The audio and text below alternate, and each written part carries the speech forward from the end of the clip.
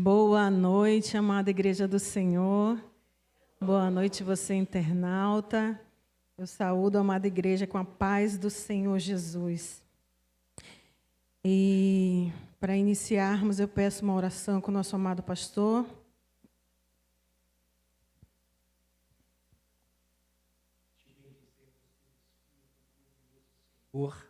E nos diriges com a tua mão poderosa, com a tua majestade diante de todos que aqui estamos. Sabedores somos que tu és o nosso Deus, Pai. Somos ovelhas do teu pastoreio. Obrigado pelos 5 minutos de oração. Obrigado pela linda e gloriosa ministração, pelos lindos e gloriosos louvores. E agora também capacita-nos para que possamos receber a palavra que já colocaste no coração da tua serva, a nossa amada ministra Carla Lobato, já devidamente ungida pelo teu Espírito Santo. Em nome de Jesus, amém. Amém. E a graça de Deus não é só para quem começa certo, mas quem quer começar de novo, amém? Deus é especialista em reconstruir ruínas, levantar caídos, ressuscitar mortos, escrever novos capítulos. Recomeçar é mais do que recomeçar do zero. É recomeçar com um propósito na presença de Deus. Eu coloquei alguns recomeços citados na palavra de Deus. Eu vou pedir uma oração, a leitura do nosso pastor em Gênesis capítulo 8, dos versículos de 13 a 22, meu pastor. Gênesis 8, de 13 a 22.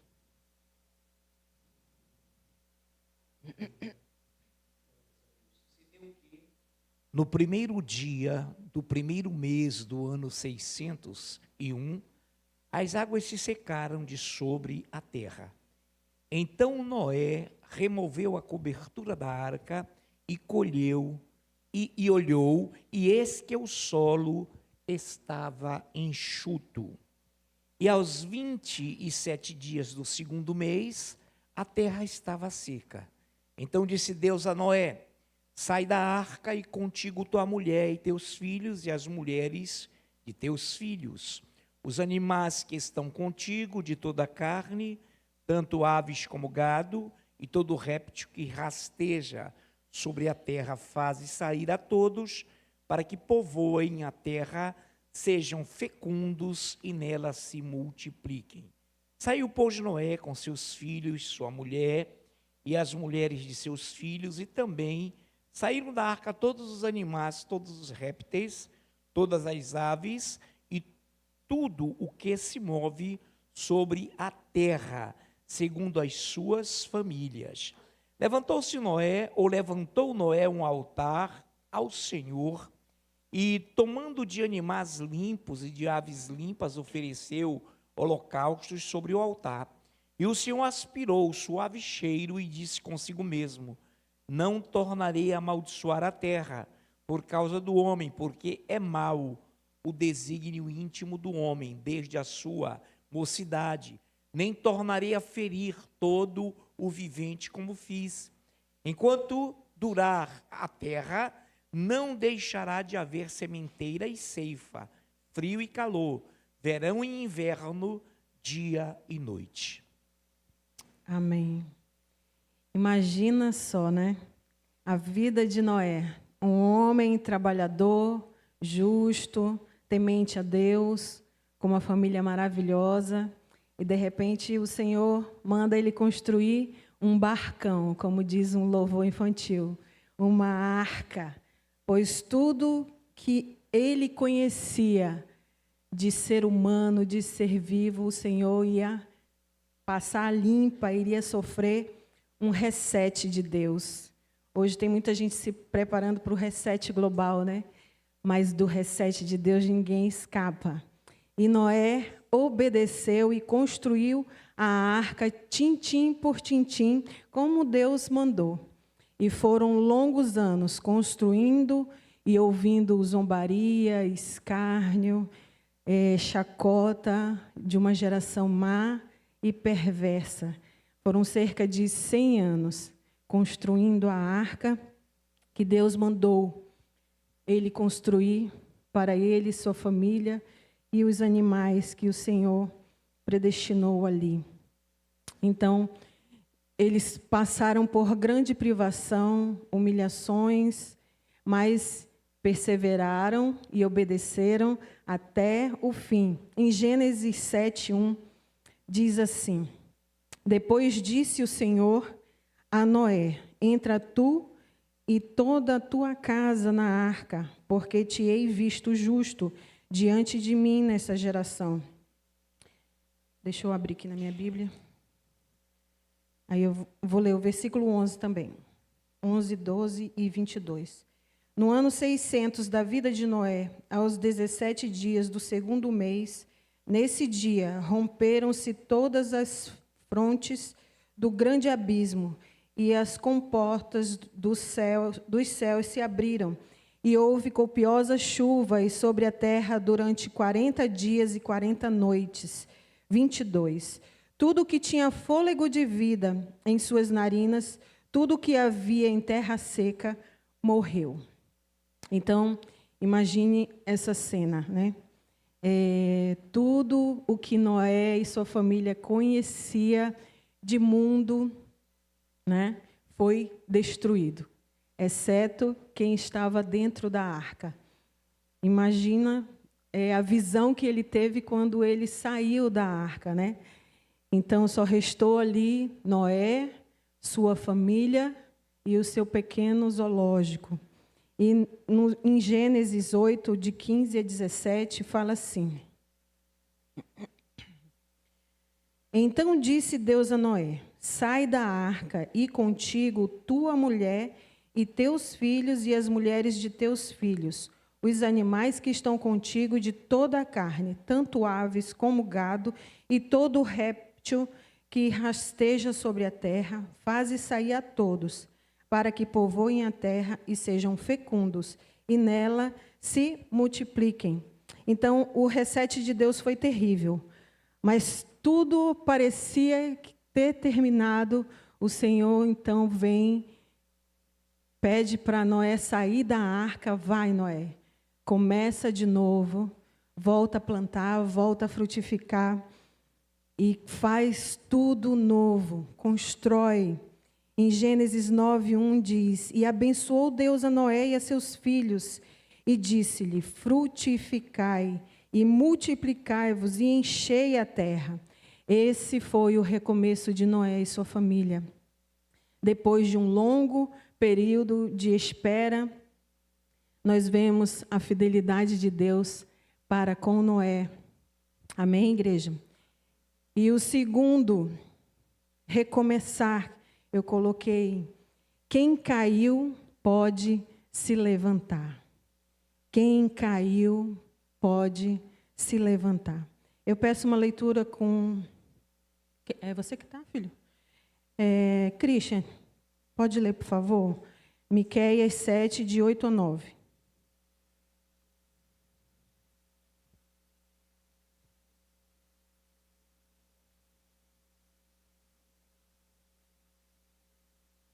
Miqueias 7, de 8 a 9. Amém. Ó, inimiga minha, não te alegres a meu respeito. Ainda que eu tenha caído, levantar-me-ei. Se morar nas trevas, o Senhor será a minha luz. Sofrerei a ira do Senhor, porque pequei contra ele, até que julgue a minha causa e execute o meu direito. Ele me tirará para a luz, e eu verei a sua justiça. Glória a Deus. Então, a queda não desqualifica quem se arrepende. Quem decide se levantar, Deus decide restaurar. Provérbios 24, 16 diz: Pois ainda que o justo caia 7 vezes, tornará a se levantar. Se você caiu ou está caído, Deus tem uma nova oportunidade para ti. Em Lucas 15, de 18 a 24, conta a história, uma parábola do filho pródigo, que diz assim: Levantar-me-ei e irei ter com meu pai, e lhe direi: Pai, pequei contra o céu e diante de ti. Já não sou digno de ser chamado teu filho. Trata-me como um dos teus trabalhadores. E levantando-se foi para seu pai. Vinha ele ainda longe, quando seu pai o avistou, e compadecido dele, correndo, o abraçou e beijou. E o filho lhe disse: Pai, pequei contra o céu e diante de ti. Já não sou digno de ser chamado teu filho. O pai, porém, disse aos seus servos: Trazei depressa a melhor roupa, vestiu-o e ponde-lhe um anel no dedo e sandálias nos pés. Trazei também e matai o novilho cevado. Comamos e regozijemo-nos, porque este meu filho estava morto e reviveu, estava perdido e foi achado, e começaram a regozijar-se. Então, para todo arrependido... Pode ligar aqui? Dá para ligar aqui essa luz aqui? Para todo arrependido, o Senhor tem novas vestes, um anel no dedo e novas sandálias para os seus pés. Isso é motivo de festa e grande regozijo quando um filho perdido, que estava morto, é ressuscitado pelo Pai. Esse é um dos recomeços gloriosos que Deus tem para aqueles que o buscam. E o terceiro recomeço, a cada novo dia. Lamentações 3, 22 a 23 diz que as misericórdias do Senhor são a causa de não sermos consumidos, porque as suas misericórdias não têm fim, renovam-se cada manhã. Grande é a tua fidelidade. O recomeço não acontece uma vez na vida. Se nós estamos na presença de Deus diariamente, o Senhor nos dá uma nova oportunidade de começar de novo. Todo dia tem misericórdia de Deus. Se quisermos continuar o mesmo, a misericórdia de Deus permanece, porque é um atributo divino. Ele não muda quem Ele é por conta do nosso estado, mas Ele oferece diariamente misericórdia a cada um de nós. Hoje, a misericórdia de hoje é maior do que o pecado que eu e você cometemos ontem, para alcançar o pecador arrependido. Então, João 5, de 1 a 8, conta a história do paralítico no tanque de Betesda, há 38 anos, parado, diante daquele tanque, à espera de um milagre, à espera de um novo começo. Perdeu a sua dignidade, perdeu a sua esperança, estava ali se esvaindo,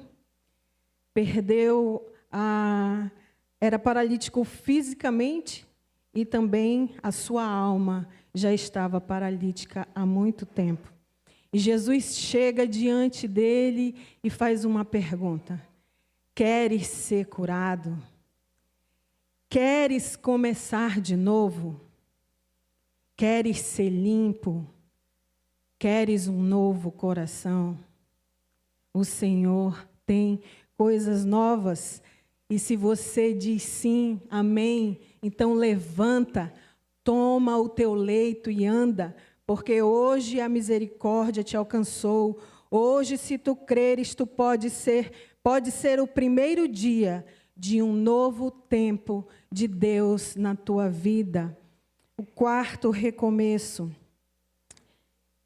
Momentos silenciosos para liberar sinais poderosos.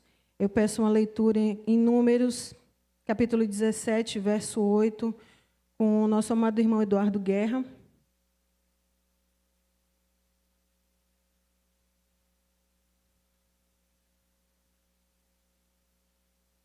Amém. No dia seguinte, Moisés entrou na tenda do testemunho, e eis que o bordão de Arão pela casa de Levi brotara, e tendo inchado os gomos, produzira flores, e dava amêndoas. Glória a Deus. Eu vou ler um outro episódio que está em 2 Samuel 5:24 e diz assim: E há de ser que, ouvindo tu um estrondo de marcha pelas copas das amoreiras, então te apressarás. É o Senhor que saiu diante de ti e feriu o arraial dos filisteus. Deus às vezes escolhe objetos improváveis e momentos silenciosos para liberar sinais poderosos. A vara de Arão representa a autoridade divina confirmada sobrenaturalmente. E a vara de Arão era apenas um pedaço de madeira seco, simbolizando um símbolo de um homem comum, como eu e você. Deus fez a vara de Arão florescer. Imagine um pedaço de madeira seco há um tempão ali e de um dia para o outro floresceu e deu frutos, legitimada pelo milagre. Ministérios secos, aparentemente sem vida, o Senhor faz florescer, brotar e frutificar para mostrar quem Ele escolheu. A vara de Arão floresceu em tempo de grande crise e rebelião. Se você ler o capítulo de Números 16, anterior ao capítulo 17, você vai ver que aquele povo estava novamente se levantando contra Moisés e Arão, murmurando uma grande rebelião. E houve morte, é claro, né? Que a rebelião ela é um pecado que gera morte. E no meio a tudo isso, o Senhor trouxe um renovo. O Senhor trouxe coisas novas. Deus tem um tempo novo. Pode estar seco, pode muitos estarem murmurando contra o teu ministério, mas o Senhor faz brotar e dá fruto de novo. Vamos agora para as amoreiras, que representa o sinal profético da movimentação de Deus. Deus ainda fala com aquele que está atento. A amoreira, o mover de Deus em tempos de guerra. O exército de Davi estava ali esperando uma estratégia divina e ela veio ao som do vento, nas copas das amoreiras. Quem não discerne o tempo de Deus perde batalhas. Em dias de guerra, busque a face de Deus. Ele ainda orienta, Ele ainda dá vitória ao seu povo, mesmo que o cenário seja crítico e caótico. O Senhor ainda age através do seu povo. Deus age por meios que desafiam a lógica humana. Deus não depende de circunstâncias favoráveis. Para dar vitória ao seu povo, para fazer de novo, para novos começos. Isaías 43:19 diz: Eis que faço uma coisa nova, que está saindo à luz, porventura não percebeis? Eis que porei um caminho no deserto e rios no ermo. Esse é o nosso Deus Todo-Poderoso. E o quinto recomeço, eu coloquei: a alma cansada e sobrecarregada tem descanso. Mateus 11, Evangelho de Mateus, capítulo 11, de 28 a 30, eu peço que a Andresa Guerra possa ler.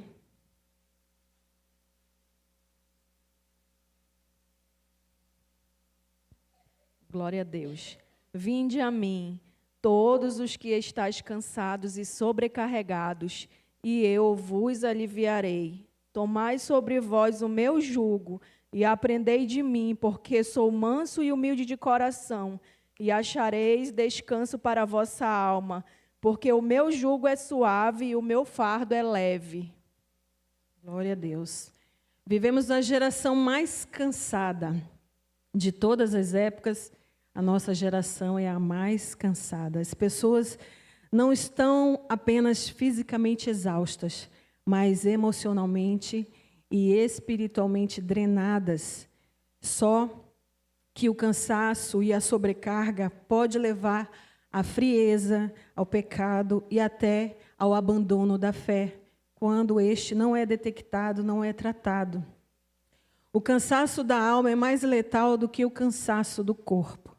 E devemos reconhecer o cansaço, examinar as nossas vidas. Em Salmo 42, verso 5 diz: "Por que está abatida, ó minha alma?" Muitos não admitem que estão esgotados. O cansaço e sobrecarga roubam o prazer pela oração. A leitura da palavra se torna pesada e difícil. O culto não é mais prioridade. Reconhecer é o primeiro passo para ser curado.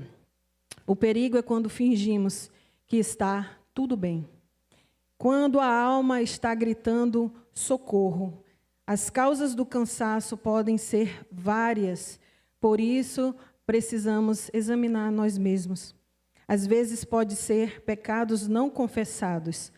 Salmos 32, de 3 a 4. Enquanto calei os meus pecados, envelheceram os meus ossos pelos meus constantes gemidos todo o dia, porque a tua mão pesava dia e noite sobre mim, e o meu vigor se tornou em sequidão de estio.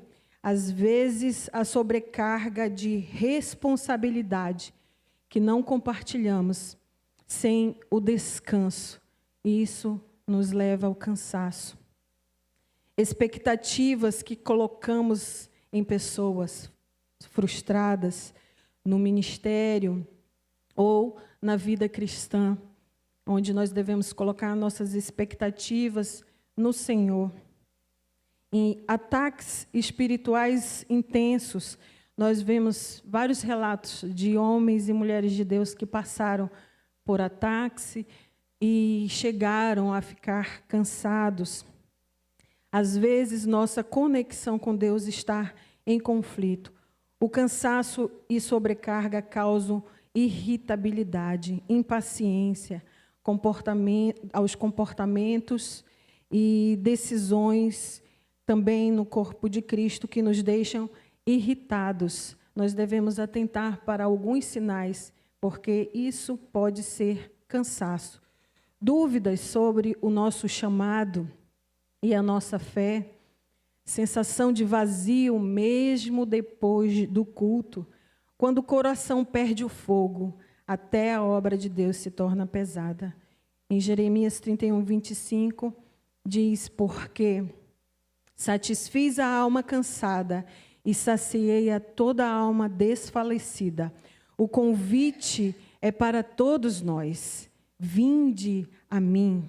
O alívio não vem das nossas férias, vem da presença de Deus. O descanso não é um lugar, o descanso é uma pessoa, é Cristo, é Jesus Cristo.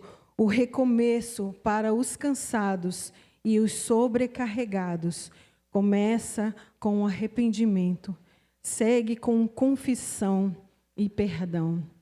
Às vezes temos a ideia que devemos só confessar os nossos pecados, mas nós devemos confessar a Deus as nossas incapacidades, as nossas falhas, os nossos medos, os nossos temores, aquilo que nos desanima. Nós devemos também confessar a Deus. E é alimentada pela palavra, fortalecida pela oração e adoração. Requer comunhão. Não se restaura sozinho. A alma não se recupera no barulho. Ela se cura no secreto com Deus. Hoje tem recomeço para os cansados e sobrecarregados. Faz forte ao cansado e multiplica as forças do que não tem nenhum vigor. Os jovens se cansam e se fadigam, os moços de exaustos caem, mas os que esperam no Senhor renovam as suas forças, sobem com asas como águias, correm e não se cansam, caminham e não se fatigam. Isaías 40, 29 a 31. A força é renovada na espera. O Espírito Santo sopra novo ânimo. O propósito é reativado no coração. O fogo volta a arder. A alegria da salvação é restaurada. Voltamos a correr sem nos cansar. Deus não quer apenas forças para hoje. Ele está nos dando um novo ânimo, uma nova força, um renovo para a próxima estação.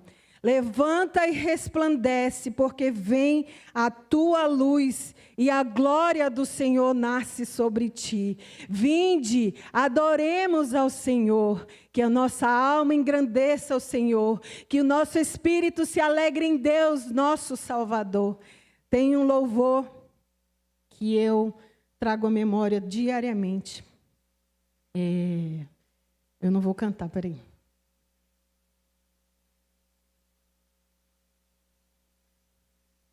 Mas a letra dele diz assim: pensando bem, só a presença de Jesus na minha vida me ajuda em tantas coisas sem saída. Em tua presença eu não posso me afastar. Então é só na presença de Jesus que nós encontramos força para continuar. Irmãos, nós vivemos um tempo que o Senhor está às portas, que o Senhor está batendo, que o Senhor está mostrando que Ele está voltando. E Ele vem nos levar um povo forte, um povo aguerrido, um povo adornado, não abatido, não destruído. Que nós possamos recomeçar, que nós possamos buscar a alegria da nossa salvação e perseverar até o fim. Nesses dias nós estamos lidando com o espírito de apostasia e ele não brinca. É um espírito que atua na igreja, ele não atua no mundo, ele atua dentro da igreja. E se a gente não vigiar, a gente cai.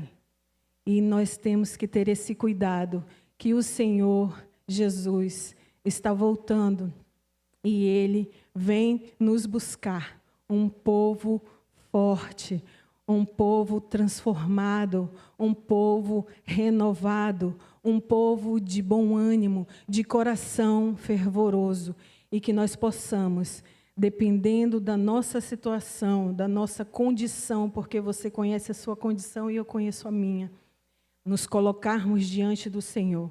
Senhor, eu quero começar de novo. Esse é o dia que o Senhor fez e eu quero começar de novo. É todo dia, irmão, a nossa luta é todo dia na presença do Senhor, para nos mantermos firmes ao arrebatamento da igreja. Amém? Amada igreja do Senhor, peço já que o Ministério de Louvor suba e o Senhor tem coisas novas para cada um de nós. Peço que o nosso pastor ore.